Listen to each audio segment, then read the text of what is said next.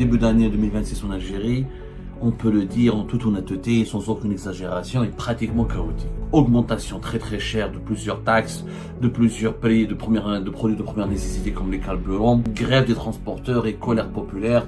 Les transporteurs de marchandises, les transporteurs de voyageurs sont en grève depuis le 1er janvier 2026. La situation commence à devenir très inquiétante. Des routes bloquées, des chauffeurs en grève, paralysie totale et des transports, que ce soit les bus ou les minibus ou les camionneurs ou les taxieurs. Et si cette grève des transporteurs dure jusqu'à la fin de semaine, il va y avoir des pénuries de produits de première nécessité. Le lait, il est distribué comment? C'est les camionneurs. La farine, le pain, les carburants, c'est les camionneurs et les semi-remorques. Même s'ils vont augmenter leurs tarifs, c'est pas tenable. Vous imaginez le coût de l'inflation? Les produits de large consommation vont augmenter, les prix des transports vont augmenter. C'est intenable pour les citoyennes et les citoyens. Abdelmajid Tebboune doit intervenir pour prendre des décisions. D'abord, annuler tout simplement l'augmentation des prix des carburants. 3% pour l'essence, 7% presque pour le gasoil et 33% jusqu'à 34% presque pour le GPL. C'est énorme. Mais attendez, mais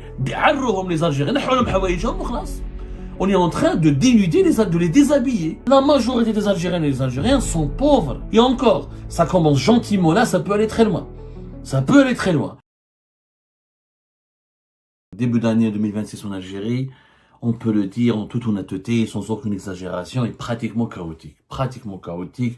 Augmentation très chère de plusieurs taxes, de plusieurs prix de produits de première nécessité comme les carburants, grève des transporteurs et colère populaire. Les transporteurs de marchandises, les transporteurs de voyageurs sont en grève depuis le 1er janvier 2026 et il faut le dire, la situation commence à devenir très inquiétante. Des routes bloquées, des chauffeurs en grève, paralysie totale et des transports et forte perturbation dans les plus grandes wilayas du pays. 100% des transporteurs n'ont pas entamé de grève, mais dans certains wilayas du pays, on a dépassé les 70, voire les 80%, notamment les wilayas les plus peuplés, Alger, Blida, Sétif, Bdjaya, etc.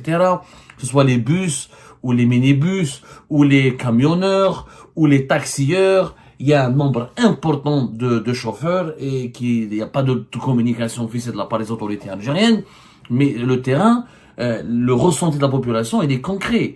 Les Algériens n'arrivent plus à aller à leur travail ou à vaquer à leur occupation. J'ai pas mal de sources, pas mal de nos connaissances et des sources locales dans plusieurs wilayas du pays. Des familles sont contraintes de payer très cher un taxi clandestin pour pouvoir aller au travail, pour pouvoir aller à l'hôpital, pour pouvoir aller dans une administration publique où on aurait des engagements professionnels ou des engagements personnels. La situation commence à devenir véritablement chaotique. Et ce qui est surprenant, c'est qu'hier, c'était le dimanche 4 janvier, on s'attendait à ce qu'il y ait au moins un conseil des ministres. Et la situation, elle est grave.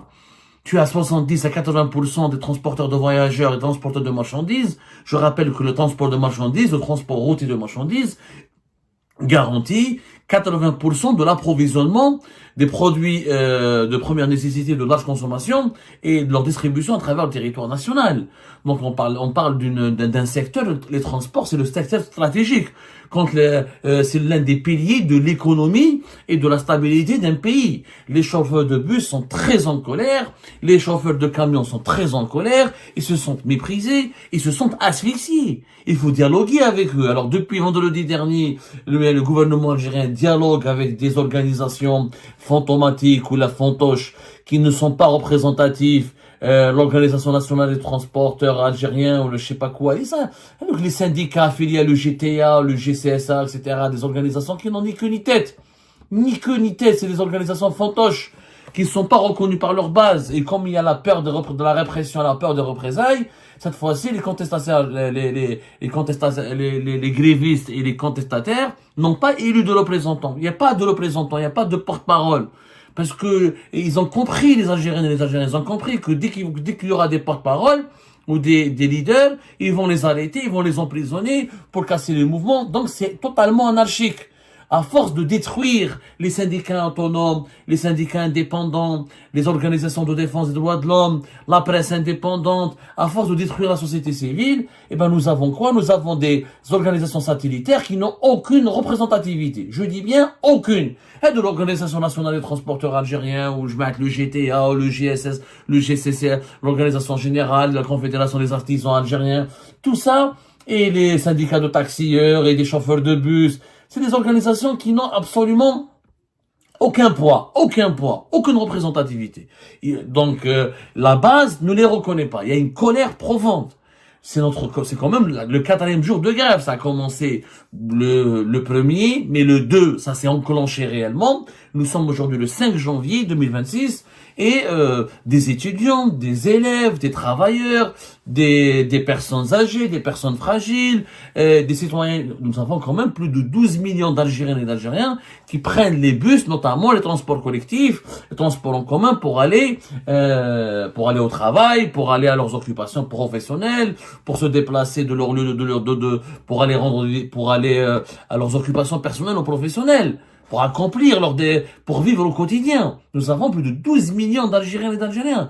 Donc c'était quand même une paralysée. Les gares routières sont vides. Le train en Algérie n'est pas hyper développé. Le métro encore moins. Les tramways encore moins. C'est quelques dizaines de kilomètres sans plus. Dans les villes de l'intérieur du pays, le bus ou le minibus, où c'est le seul moyen de transport. Les camions et les semi-remorques et les poids lourds, encore une fois, c'est les seuls moyens, c'est le seul circuit d'approvisionnement et de distribution des produits de large consommation de première nécessité. Et ces gens-là ne font pas du chantage, mais ils souffrent. Ils n'avaient pas d'autre façon de se faire exprimer. Ils n'avaient pas il n'y a pas d'organisation qui les défend correctement. Il n'y a pas d'organisation syndicale et professionnelle qui peut porter leur voix aux autorités suprêmes de l'État. Les autorités suprêmes de l'État n'écoutent pas les citoyennes et les citoyens.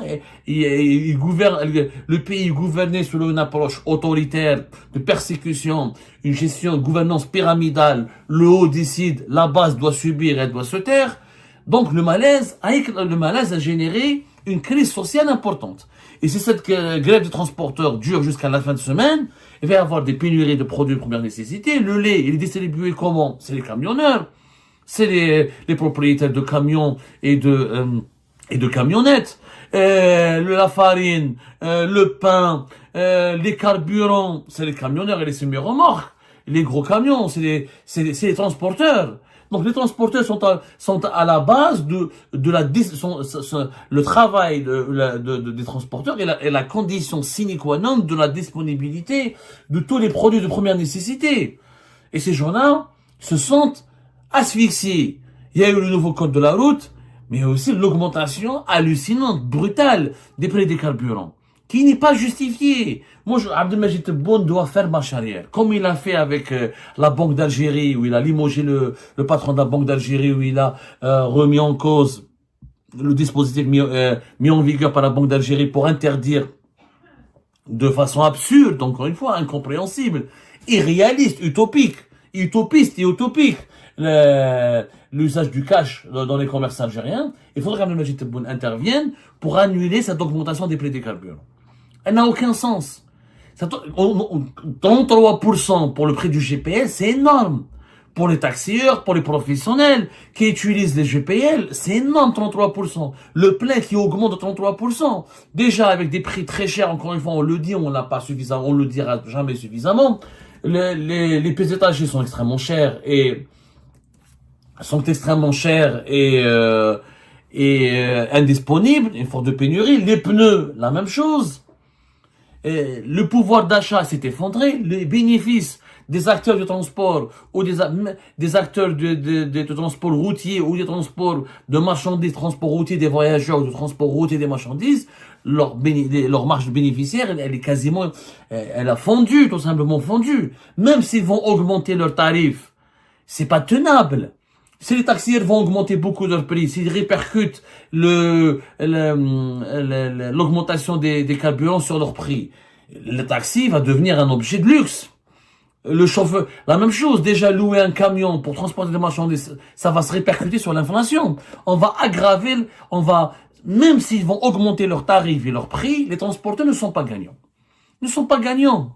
Ils devraient donc augmenter de plus de 40% leurs tarifs pour pouvoir faire face aux nouvelles charges provoquées par les augmentations des prix des carburants et dégager un peu de bénéfices. Mais si les transporteurs augmentent leur prix de 40%, vous imaginez le coût de l'inflation? Combien les produits de large consommation vont augmenter, les prix des transports vont augmenter, c'est intenable pour les citoyennes et les citoyens.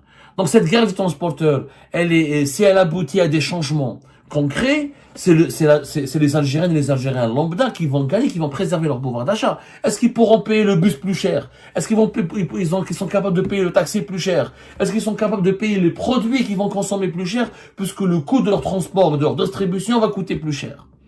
Soyons raisonnables. Abdelmajid Tebboune doit intervenir pour prendre des décisions. D'abord, annuler tout simplement l'augmentation des prix des carburants. Elle ne peut pas être, ce n'est pas le moment. Elle est trop élevée et trop brutale. Si on augmente de 2% pour chaque carburant, je peux comprendre. 3% pour l'essence, 7% presque pour les gasoil et 33% jusqu'à 34% presque pour le GPL, c'est énorme. C'est énorme, c'était pas le moment. Les Algériens et les Algériens souffrent de l'inflation, souffrent des pénuries, souffrent de la cherté de la vie, et on leur rajoute, on aggrave leur misère, on aggrave leur malheur. Ça, déjà, la loi de finances 2026, on en parlera, pas mal de nouvelles taxes sont augmentées, des taxes assez élevées, on en parlera tout à l'heure, au niveau de la facture d'électricité, au niveau une nouvelle taxe d'habitation, une nouvelle taxe pour sortir du territoire national pour aller en Tunisie. Tout devient cher. Et le nouveau code de la route, il faut le geler. Il faut un autre débat. Le nouveau code de la route, il est injuste. Alors, il est pertinent. Il est pertinent concernant la sévérité dont il veut faire preuve pour réduire et diminuer, pour protéger la sécurité routière, pour améliorer la protection de la sécurité routière, pour réduire le nombre des accidents de la circulation et pour éviter les carnages sur la route. Par contre, les montants des amendes sont hallucinants. Les personnes, les dirigeants qui ont élaboré ce nouveau code de la route ne vivent pas en Algérie. Il y a les montants des amendes, c'est des amendes qui vont aller jusqu'à la moitié du SMIC. Mais je n'ai pas vu, moi, dans quel pays au monde une amende peut aller à la moitié du SMIC.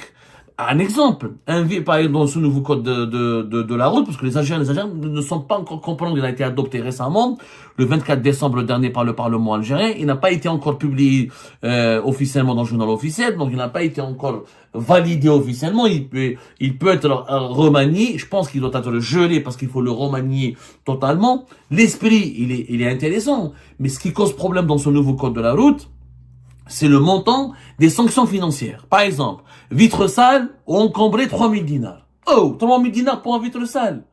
3000 dinars à 10% du SMIC, plus que 10% du SMIC. Ah, il grippe 15% du SMIC. C'est comme si aujourd'hui en France, on va dire vitre sale, tu dois payer 200 € pour des vitres sales. Bzaf. 3000 dinars, c'est énorme pour des vitres sales. 300 dinars, 500 dinars, je peux comprendre. 3000 dinars, c'est énorme. Alors, plaque illisible, non conforme, 5000 dinars. Eh oh, elle est à 5000 dinars. 5000 dinars, elle a plus de 20% du SMIC. C'est énorme. Il faut calculer, il faut voir le pouvoir d'achat des Algériens et des Algériens. 5000 dinars, c'est déjà face à une cherté de la vie excessive depuis 2021, face à des salaires qui n'évoluent pas. Et je parle des salaires des 65% qui travaillent pour le secteur privé. Je parle pas des salaires des 3,5 millions de fonctionnaires. La majorité des salariés algériens, ou des travailleurs algériens, où ils vivent de l'informel, où ils vivent du secteur privé. La fonction publique, etc. C'est que 3,5 millions de personnes, à tout casser. Il y a encore 3,5 millions de personnes, il y a beaucoup quand on enlève les vacataires et les non permanents, etc. C'est pratiquement que 3 millions de personnes. Et les autres? Il y a 10 millions d'Algériens et d'Algériens qui ont des salaires faibles, qui ont des salaires entre 30 000 et 40 000 dinars. Quand tu lui fais des amendes à 3 000 dinars, 4 5 000 dinars pour une plaque non conforme, refus de priorité aux piétons, 5 000 dinars. Bzaf. Oh. Excès de vitesse, 5 000 dinars. Non-port de la ceinture, 8 000 dinars. Défaut de casque pour les deux roues, 8 000 dinars. Usage de téléphone en conduisant, 12 000 dinars, la moitié du SMIC. Oubli de clignotant, 12 000 dinars. Tu oublies le clignotant avec 12 000 dinars. La moitié du SMIC. Bzaf. Défaut de contrôle technique, 12 000 dinars. Transport d'enfants de moins de 8 ans sur moto, 12 000 dinars. C'est des montants faramineux. On ne peut pas infliger des amendes qui sont l'équivalent de la moitié du SMIC.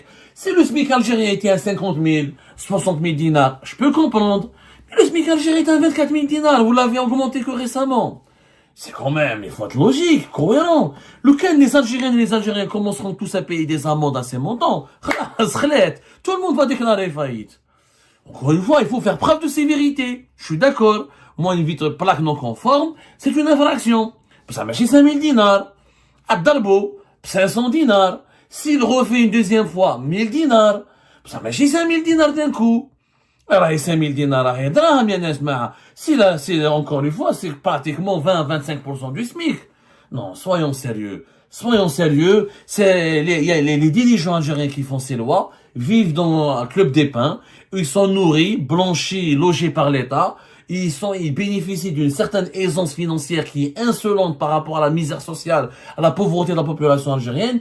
Ils font des lois qui n'ont aucun sens. Qui n'ont aucun sens par rapport au vécu, par rapport au niveau de vie, à la qualité de vie de la population algérienne. Bien sûr qu'il faut établir des sanctions financières. Bien sûr qu'il faut être sévère pour protéger la sécurité routière. Mais il faut pas affamer le peuple, la population. Il faut pas, assécher le pouvoir d'achat. Il faut pas ruiner les Algériennes et les Algériens. Soyons logiques. Ce nouveau code de la route, il est pas, on dirait qu'il est appliqué, on dirait qu'il s'adresse aux Suisses, aux Français, aux Européens qui ont des salaires élevés.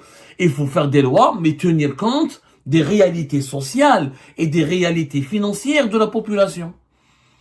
Il y a une réalité sociale. Un Algérien, il faut l'éduquer, il faut qu'il respecte le port de la ceinture, il faut, etc. Mais ça, qui fait défaut de clignotant, ou là, 8000 dinars, ou là, de port de ceinture, défaut de clignotant, oubli de clignotant, 12 000 dinars. C'est énorme. 1200, 1300, ok, mais pas 12 000, pas la moitié du SMIC. Non, soyons sérieux. Soyons sérieux. C'est vraiment, moi je pense que Abdelmajid Tebboune doit intervenir et rapidement expliquer à je ne sais pas moi, à ses responsables, qui doivent absolument, à ses collaborateurs, qui doivent revoir leur copie, qui doivent, eux, peut-être leurs salaires ont été augmentés, eux, ils payent rien, l'État leur fournit le gîte et la nourriture, etc. C'est pas le cas des Algériens et des Algériens, Yanès. Il y a des pères de famille. Vous imaginez, je demande à un père de famille qui a 3 enfants ou 4 enfants de payer une amende à 12 000 ou 8 000 dinars. Qu'est-ce qui lui reste de son salaire? Qu'est-ce qui va lui rester? Je sais pas, le salaire, la moyenne nationale des salaires en Algérie, elle est de 42 000 dinars. La moyenne nationale. 42 000 dinars. Une amende, 42 000 dinars, on va faire le calcul, 42 000 dinars. Une amende, une amende de 12 000 dinars, est pratiquement 30%. 30% de son salaire, il l'aura dans une amende. Pour un oubli de clignotant. C'est pas possible. Pour de la ceinture, c'est pratiquement 15% du salaire moyen national.